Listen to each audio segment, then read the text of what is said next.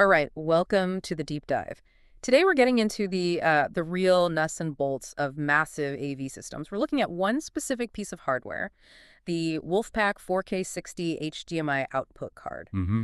And when you're talking about a 36 by 36 matrix switcher, I mean a system where failure can cost thousands an hour. You're not just buying a spec. You're buying uptime, Yeah. guaranteed uptime. Exactly. So our mission here really is to figure out what makes this one little slide-in card so essential for, command centers and big commercial installs. And right away, the specs just jump off the page. This card is all about high bandwidth purity. We're talking 4K 60 at 18 gigs a second.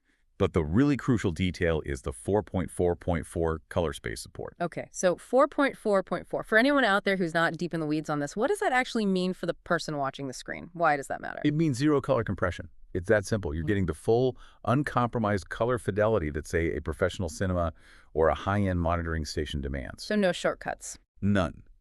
And that fidelity is what lets it handle all the modern bells and whistles. Right. HDR10, Dolby Vision, and it's even 7.1 Atmos compliant.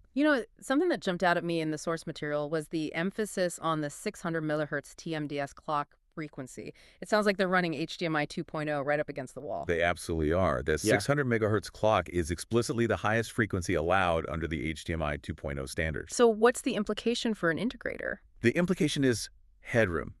It means if a client is trying to push something, maybe some custom high frame rate content that's just over the standard, this card gives you the best possible chance of it working before this signal just collapses. Ah, okay, so it's built to maximize the pipe, not just meet the spec. Precisely.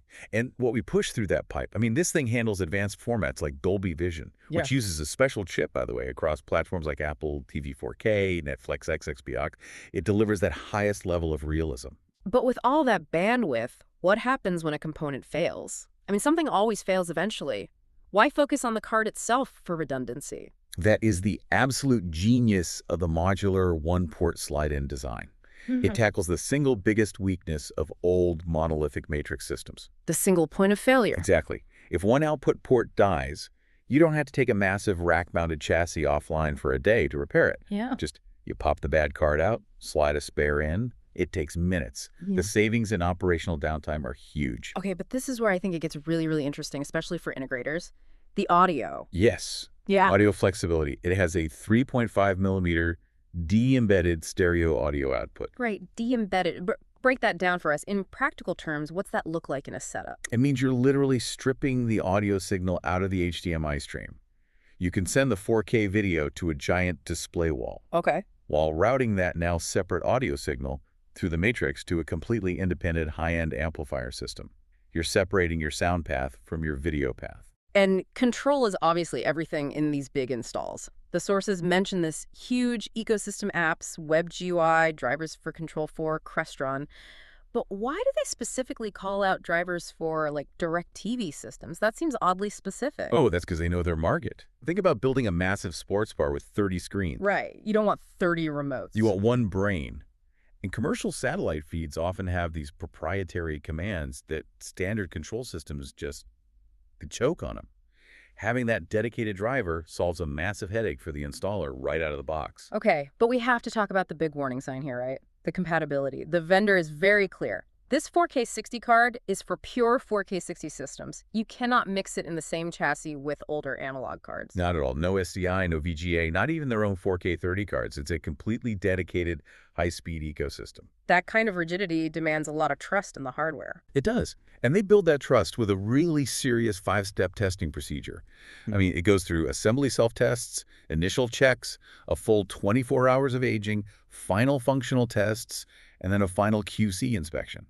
It's vetted. And the safety net seems strong. This 2-year WolfPack care warranty, it's an advanced replacement. Yeah, and that's the key. If it fails, they ship a new one within 24 hours in the U.S. That speed, that tells you everything. They know system uptime is the only currency that matters to these clients.